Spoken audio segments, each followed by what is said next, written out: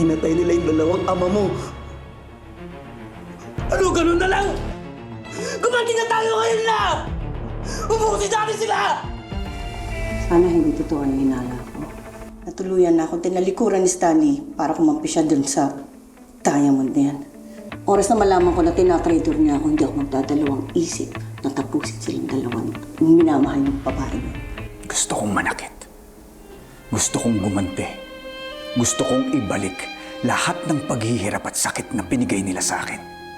At hindi ako matatahimik hanggat hindi ko nagbabaon sa lupa lahat ng kalaban ko. Ngayon ang tamang oras. Nasa atin na nga ang panig ng mga tao. Ngayon ang tamang oras para tuluyan pabagsakin si Totoy. Chad, pasensya na talaga sa abala.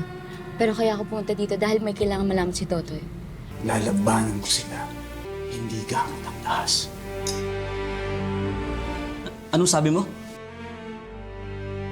Kung ayaw sumunod sa akin ni Totoy, buo na ang loob niya at isip niya, alam ko na kung anong gagawin. Hindi ko susundan ang mga plano ng Totoy.